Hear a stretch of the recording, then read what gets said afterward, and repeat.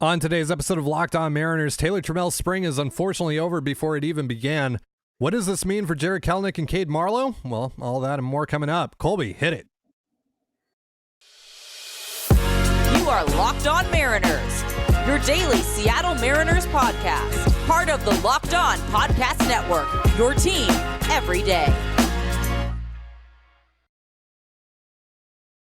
It is Friday, February 17th, 2023. This is Trident and Colby Patnode for the Locked On Mariners podcast, brought to you by America's #1 sportsbook, FanDuel.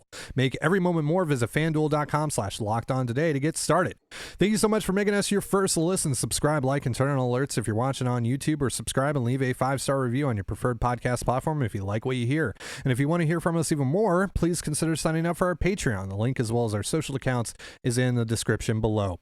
On the show today, we'll be discussing Taylor Trammell's unfortunate injury, Robbie Ray's new pitch, and some other quick takeaways from camp. Also, Colby has a trade idea that he wants to go over, and we're also going to go over how teams like the Mariners might circumvent the new shift restrictions. So yeah, we have a pretty jam-packed show today, so a lot to cover. We're going to start here with some bad news, though, on the Mariners front. Taylor Trammell is going to be out for at least 7 weeks with a hamate bone injury that's going to require surgery. Jerry DiPoto confirmed on Wednesday. We're actually recording this on Thursday, but this is going to post on Friday morning. So yesterday for us, Jerry DiPoto confirmed this a little bit after we posted our Wednesday episode. And we're pretty bummed about it for a couple of reasons. One, because we really like Taylor. We're big fans of Taylor, and you guys know that. And two, Jerry DiPoto has spoken very highly of Taylor over the past few months with everything that Taylor's been doing this offseason, working at Driveline. Seems like he kind of reinvented his swing a little bit. There was some excitement building around Taylor and what he might be able to do this spring in terms of competing for that left field job with Jarred Kelenic and maybe pushing Kelenic for that role. But now that's all fallen apart here, and Trammell's going to miss the entire spring at the very least. We'll see even how much longer that's going to take for him to get back on the field. But Colby, your reaction here to the rough news that Trammell is once again injured. Yeah, it's just it's a real bummer. Not only for Taylor, who has really worked hard this offseason, and we started to see some glimpses of what he could be last year. In the middle of the year. It's a bummer, and it's a wrist injury too. We know that wrist injuries tend to linger throughout the entire season. They drain power, it seems like, which is obviously a big part of Taylor's game. It's not only that it's a surgery and he's out for 7 weeks and he kind of has to restart his entire ramp up period, but it's the fact that it's a wrist injury, and that drains power, and it's the lead wrist too. It's not the top wrist. So it's a really bad injury, just in terms of something you can come back and play with eventually, but it's one of those injuries that lingers for a little while. So it's a bummer for Taylor. It's a bummer for the Mariners, whose outfield depth was already a little questionable heading into this, because you were relying on Jarred Kelenic and Taylor Trammell and Cade Marlowe to get some pretty serious at bats for you, at least in theory.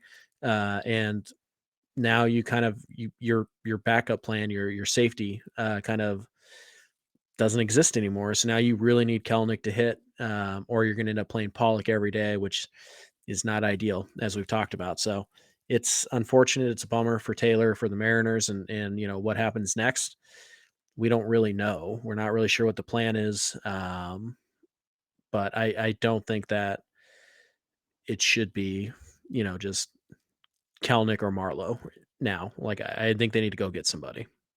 Well, this does create a huge opportunity for Marlowe, who's someone that you and I have said we're very excited to see this spring, and we're going to be watching a lot this spring.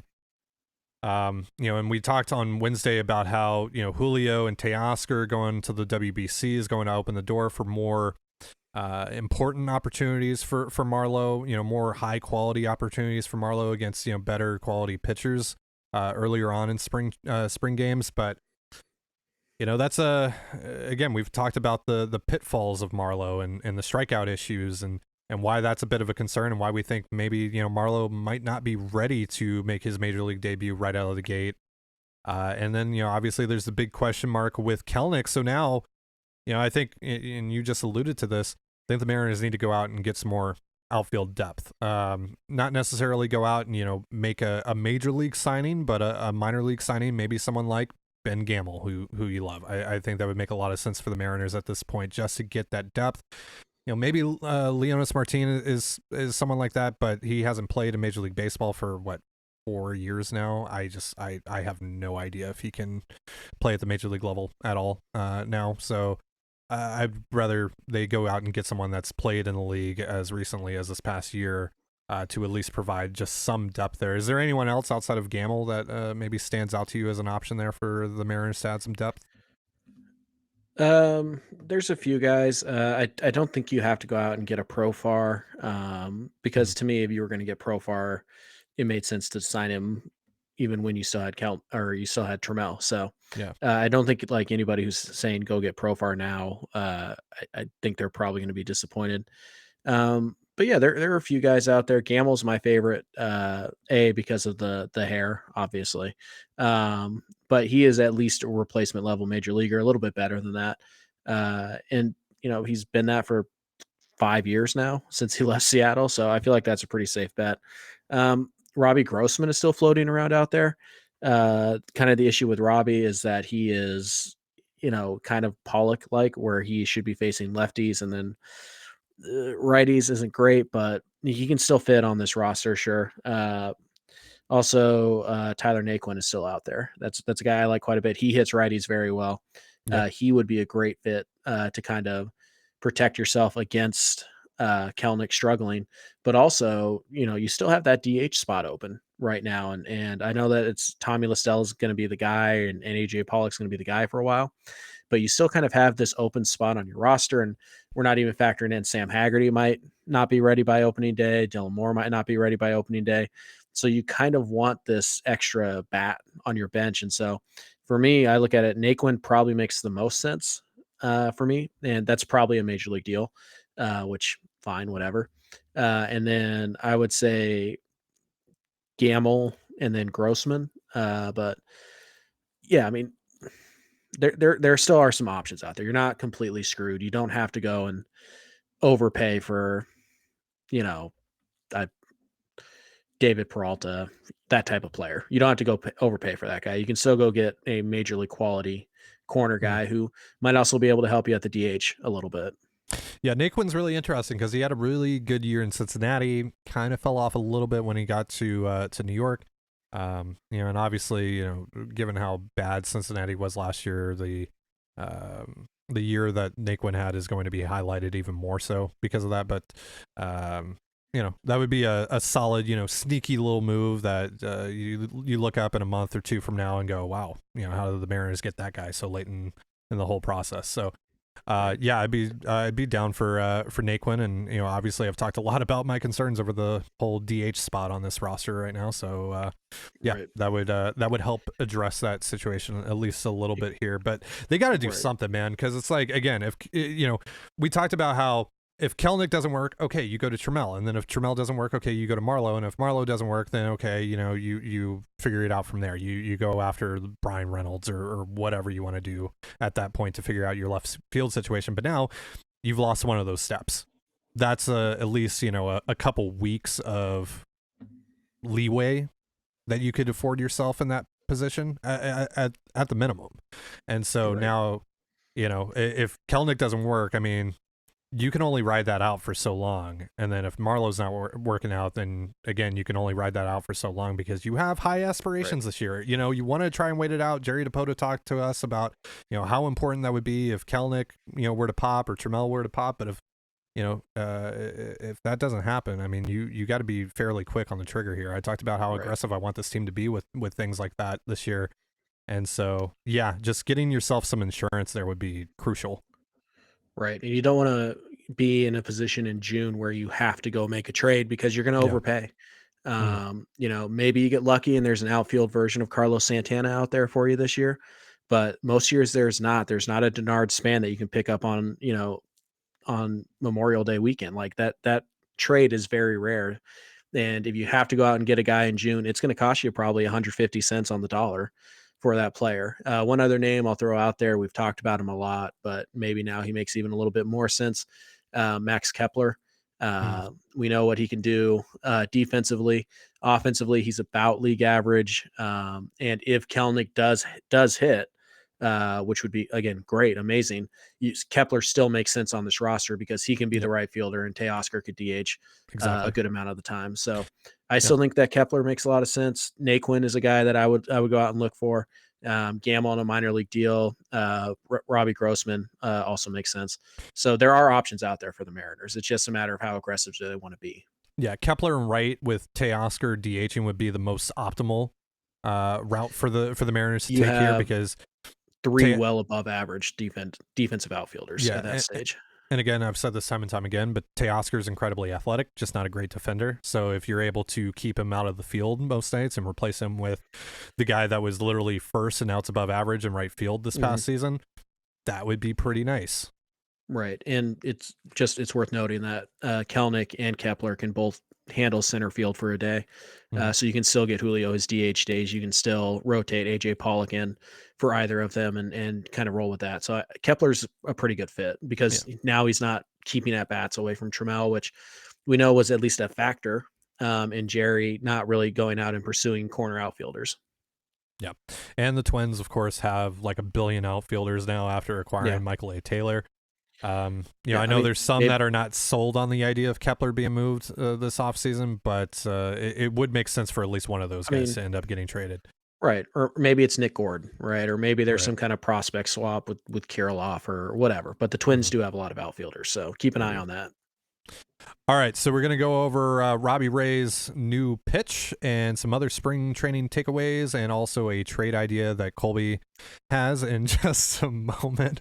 But real quick, a reminder, this episode of Locked On Mariners is brought to you by Built Bar. Looking for a delicious treat but don't want all the fat and calories, and you got to try Built Bar. We just got through the holidays, and I know my goal is to eat a little healthier this year, and if you're like me, where you want to eat healthier but don't want to compromise taste, then man, I've got just the thing for you. You got to try Built. With Built, healthy is actually tasty. Seriously, they're so delicious you won't think they're good for you, which is perfect for your New Year's resolution. What makes Built Bar so good? Well, for starters, they are all covered in 100% real chocolate. That's right, real chocolate. And they come in unbelievable flavors like churro, peanut butter brownie, and coconut almond. I'm not sure how Built does it, but these bars taste like a candy bar while maintaining amazing macros. And what's even better is that they are healthy.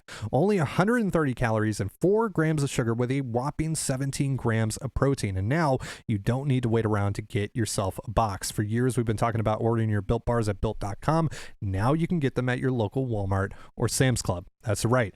Head to your nearest Walmart today, walk to the pharmacy section, and grab yourself a box of Built Bars. You can pick up a 4-bar box of cookies and cream, double chocolate, or coconut puffs.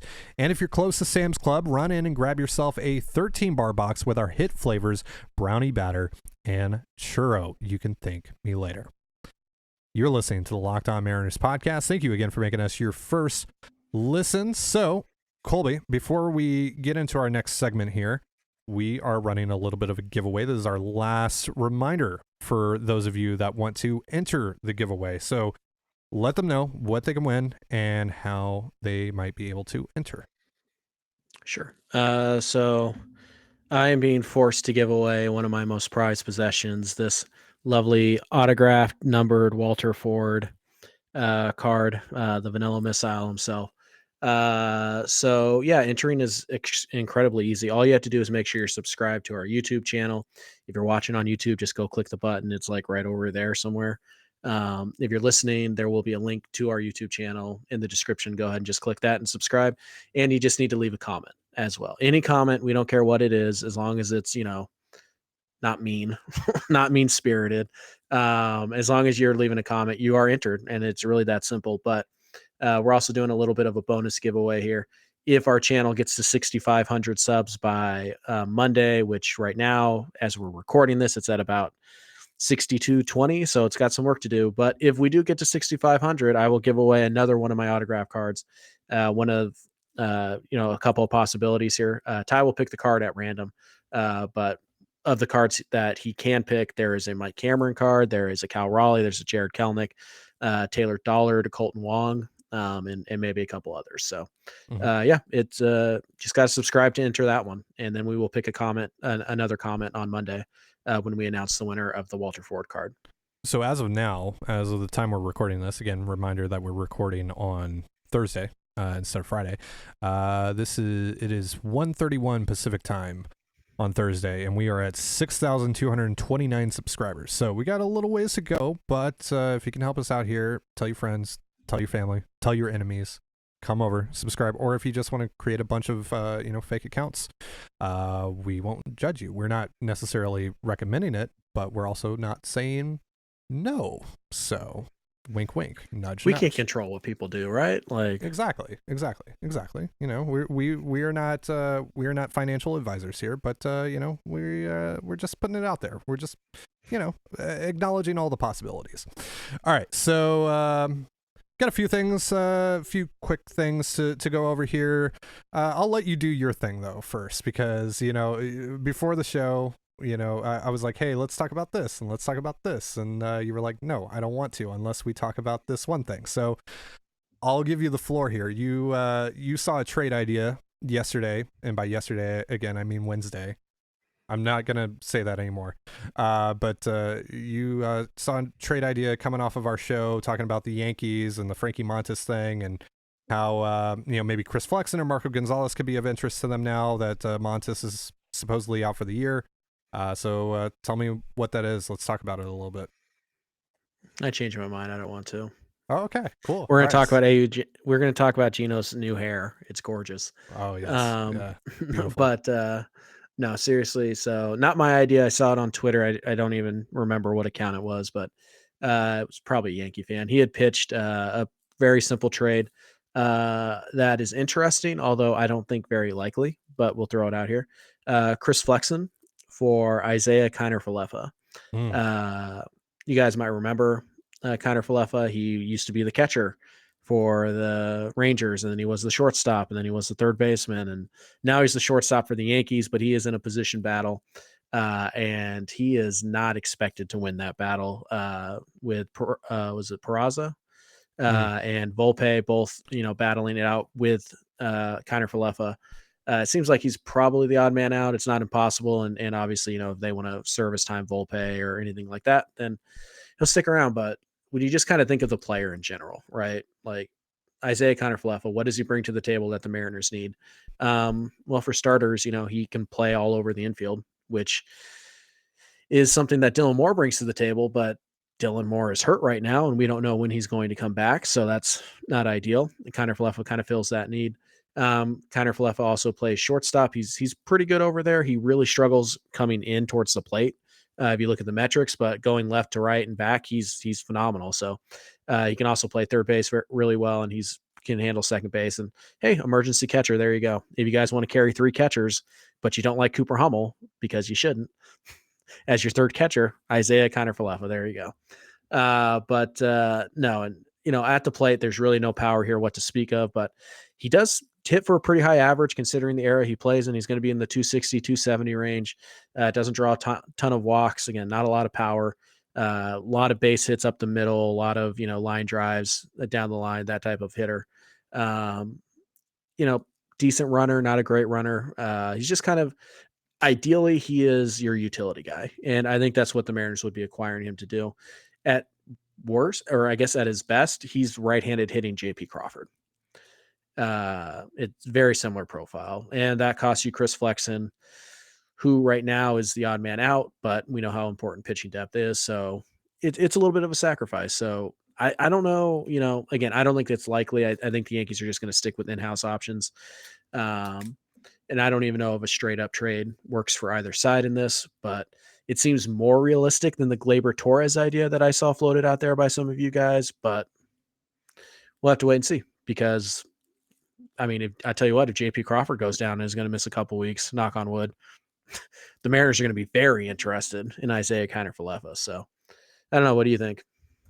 I don't care. Yeah, you see, that just doesn't hit when you do it. I mean, don't you see, how that feels though? When you try to create a discussion and then the person next to you just says, I don't care about the topic. No, doesn't affect you at all. Damn. No, because you're the one that looks like a jerk because you're just stealing my bits. So There you go. I think I stole your bit and then improved upon it and made it better. We'll let the comment section decide. We'll let the comment section decide. How about that? Yeah. Just remember actually, which one of you is giving away the card. Yeah. Of course. No. I picked the wrong day to do this. If I did it next week, it would work. But if I did it, but doing it today, it's not going to work because, I mean, even in the Gary Hill video, everyone's just like, "Oh, I love Colby. Please pick me for the card, Colby. Please." Ty. I just remembered something. Shut up. You don't care. Yeah, you don't care. Yeah, I just remember that. So predictable. My bad. Yeah. So anyways, Kiner Falefa.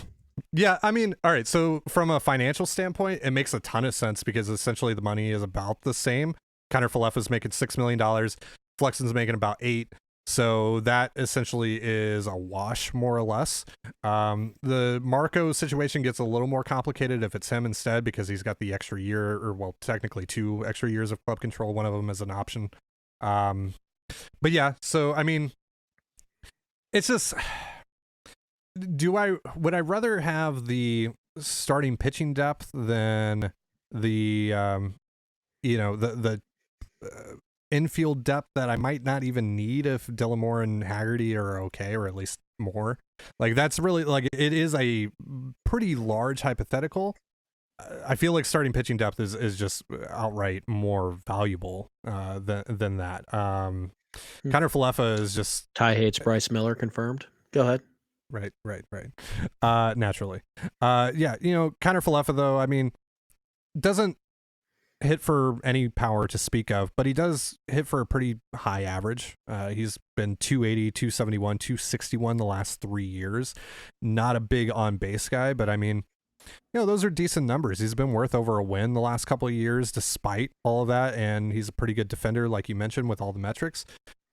He's a fine player, especially if he's coming off of your bench. That helps. But again, how does he fit on this roster if Dillamore and Sam Haggerty are healthy?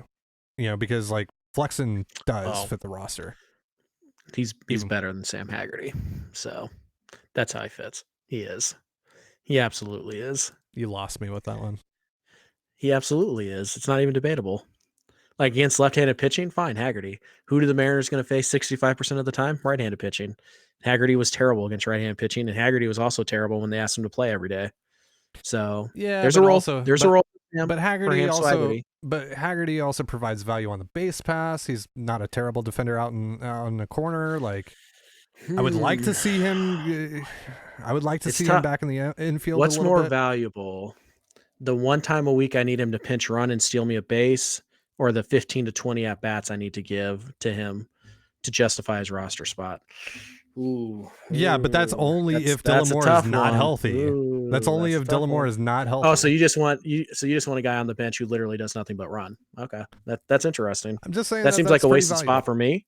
Okay, but I mean, it's valuable in October. Is it valuable in May? I don't know. Is it? You tell me. So, all right, let's move on. Yeah, but yeah. Side note: obviously, if Dylan Moore was healthy, this wouldn't even be a discussion because you just need somebody who can play shortstop, right?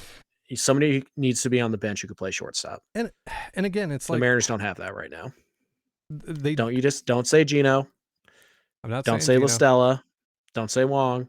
None of those guys have played shortstop or are any good at it. So, but for one day, can you just live with it? No. Why? No, you can't. Why? For one day. All right, fine. Like, clip this, and then when they win 96 games, but the Astros win 97, we'll play it back. Okay. All right. Let's talk about FanDuel, and then I got some other things that I want us to go over here. Yeah. Today's episode of Locked On Mariners is brought to you by FanDuel. The midway point of the NBA season is here, and now is the perfect time to download FanDuel, America's #1 sportsbook, because new customers get a no-sweat first bet up to $1,000. That's bonus bets back if your first bet doesn't win. Just download the FanDuel sportsbook app. It is safe, secure, and super easy to use. Then you can bet on everything like who will win the slam dunk contest or the three-point shootout. Plus, FanDuel even lets you combine your bets for a chance at a bigger payout with a same-game parlay. So don't miss the chance to get your no-sweat first bet up to $1,000 $1,000 in bonus bets when you go to fanduel.com/locked-on. That's fanduel.com/locked-on. That's LOCKEDON to learn more. Make every moment more with FanDuel, an official sports betting partner of the NBA. And you're listening to the Locked On Mariners podcast. Thank you again for making us your first listen. So let's go over some quick little spring training takeaways. I think the big one from today, again, Thursday, the day that we're recording this, is that Robbie Ray, not just Logan Gilbert, is also working on a splitter. Now, Ray wanted to play coy with the media and was like, oh, I'm working on a new pitch, but I'm not going to tell you what it is. And then only for an hour later, Jerry DiPoto says, oh, yeah, he's working on a splitter. So, yeah, much of a secret there, Robbie. So let's talk about this real quick, because, like, a lot of things that I hear about, from fans talking about Robbie is like, oh, he needs something more off speed. So is this potentially the answer for him to get something more off speed, Colby? No, because the splitter right now is fictional. We haven't seen it, right? It doesn't exist. And for all we know, Robbie Ray can say he's throwing a splitter, but it's just a cement mixer who just kind of floats up there, and it's a bad changeup. Right? The splitter is not an easy pitch to master. So I think there's a lot of people who are out there just being like, oh, well, we're going to see the splitter so much from these two guys. Probably not. You're probably not going to see it for a while. Maybe they mix it in here and there, but that's a difficult pitch to master, and it's going to take a while. So until I see it from Robbie Ray, I don't consider it anything. It's non-existent. Its existence is totally predicated on, seeing it, and we haven't. So maybe we'll see it in spring. Maybe we won't. Maybe we'll see it during the regular season. Maybe we won't. Robbie Ray can work on a pitch all he wants, but until it's good, it doesn't mean anything. So sure. Would Robbie Ray having a good splitter help? Yeah, absolutely. Yeah. With the way that Robbie Ray's fastball is, especially if the fastball velo is going to be down around 92, 93 again, the splitter will help. It will help get more value out of the fastball, and also the slider. So yeah, it would be a valuable pitch if it actually exists. I guess we'll find out in a couple Jerry of weeks. DiPoto has seen it with his own two eyes. So you don't trust Jerry? I'm just saying, in the court of law, eyewitness testimony is historically not viewed as credible. So there we go. Colby is I've calling been getting Jerry into DiPoto true a crime liar lately. Yeah. No, I didn't say that. All right. Let's talk about some other spring takeaways here. Some quick ones. Marco Gonzalez cut his hair. You've been clamoring for this for the last 2 years, pal. Yeah, because he's been bad the last 2 years. Saying, and it's all with the long hair. Buzzcut Marco is all-star Marco. That's all I'm saying. So I mean, he took it a little too far. I would like for him. Yeah, a little bit. I saw the picture. I was like, some hair. Yeah, that was. It's like zero on the sides here, and I'm like, took it. You need like off. a 1 or a 2, Marco. Yeah. Yeah. I mean, I don't know. Maybe you probably just got it cut. So but still, Also, Evan White is working out with the outfielders. Yeah. So that's a thing. That's not an excuse not to go get Robbie Grossman. Okay. No, Jerry, I know you're listening. No. Don't do it, buddy. Don't do it. No, and I know our listeners are like, well, what about Evan White for the outfield situation? You don't need to go get anyone. You have Evan White. No, thank you. Need to see him in AAA. Need to see him hit in AAA. For months. Need to see that he can make contact consistently. And then we'll talk. But White in a corner outfield spot is something that I always felt was going to be an inevitability, especially once Ty France moved over to first and was pretty good over there, and is also hitting, obviously. And so, he's athletic enough to do it. And what? Oh, White. Okay, yeah. Sorry. Yeah, I meant Ty France athletic enough to be like a really good first baseman. I was like, No. White is good enough to play in the outfield. Yeah. White is athletic enough to play in the outfield, and as far as we know, yeah. As far as we, couple hip injuries, yeah. Post injury White, who knows? But right. Everything that we do know about his profile in general suggests that he should be athletic enough to handle it more. And so so we'll see. But again, the important thing on White is the bat. Can he hit? Can he make contact consistently? If not, then that's a non-starter. Yeah, I mean, and I don't even think we can begin to have the conversation about Evan White being back in the big leagues until he's hit for 2.5, 3 months.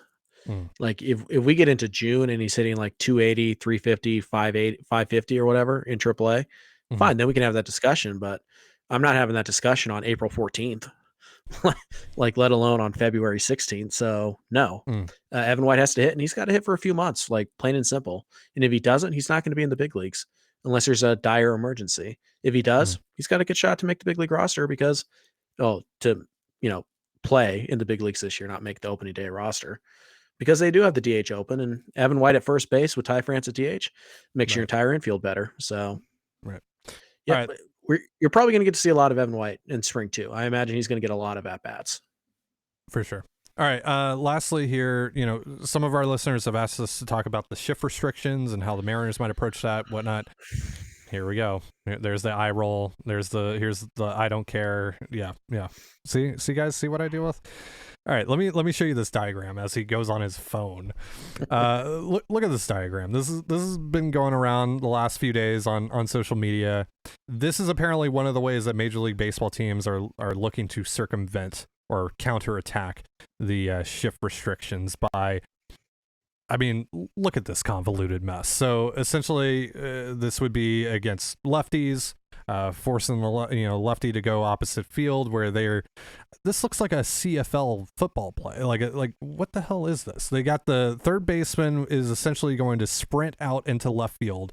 They are going to have the center fielder roam either to left field or he's essentially going to position himself in left center and then either roamed to back to center or into left field. And then they have the left fielder moved here in the outfield, which is still legal as long as he's touching the grass. That's completely legal under the new rules.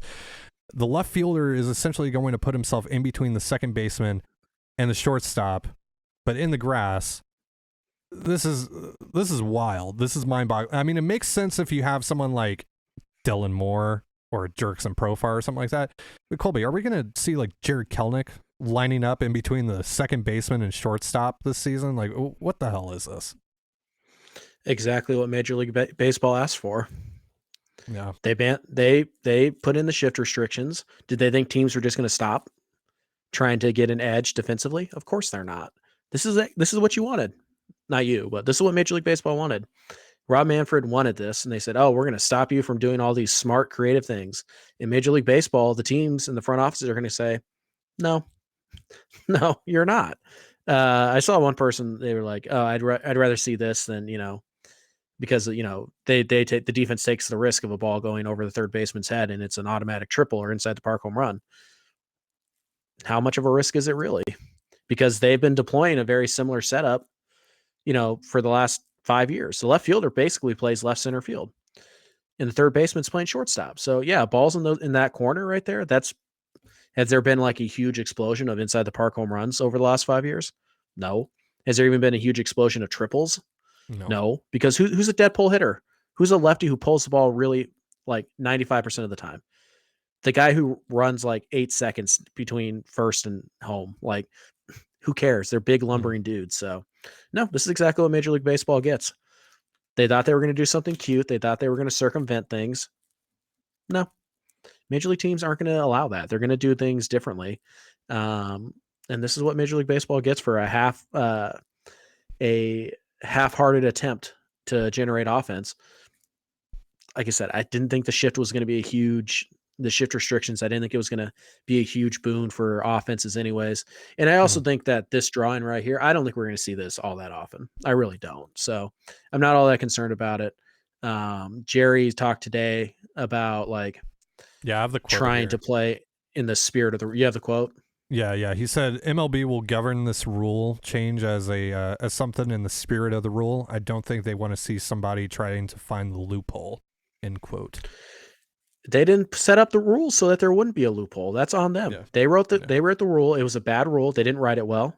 And by the way, that formation right there has been 100% legal for the entire history of baseball. Mm-hmm. The only rule that has ever existed on where defenders can stand is that all 8 of them, minus the catcher, have to be in fair territory. That's it. That's been the only rule in history. Mm-hmm. So they've added this rule, and now they're shocked that Major League Baseball teams might try and find a way to circumvent it. That's on them. they should have written in some kind of thing about not moving the left fielder or whatever. It's just dumb. It's really dumb. So, Yeah. I'm not surprised that teams like have it where like the left fielder can't cross second base. Yeah. Like, I don't know why it's not. You have to have at least one outfielder on each side of second base. Yeah. Because they did that with the infield. But you could circumvent him with that drawing as well because the center fielder is technically the center fielder, right? Yeah. I would say, well, then you just say, okay, well, your corner outfielders have to have one on each side of second base. Yeah. Because it's pretty easy to tell who your center fielder is, right? I mean, he's only going to move so much. So whatever. Like I said, Major League Baseball gets what they deserve. It was a poorly written rule. It was a poor attempt to try and fix offense. It's not going to help much. It might help a little bit. Said, like we said, we're going to see more singles. Cool. Cool. An uptick in batting average, like a maybe a 10-point uptick in batting average and on base. Maybe. Great. Maybe. But That's probably on the extreme side.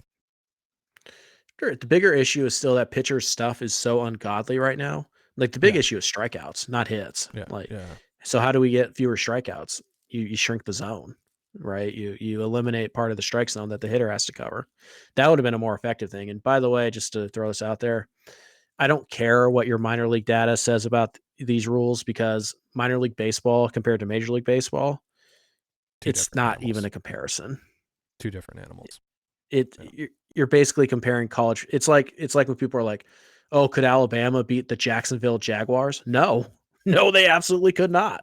No. So yeah, it's a pretty similar thing. We'll see if it helps. I'm certainly open to it, and we'll see how it goes. And I'm sure Major League Baseball is going to keep this around forever, anyways. But yeah, I think it's dumb. And I think when I see diagrams like that, it's funny to me because Major League Baseball really thought that they were going to outsmart Major League front offices.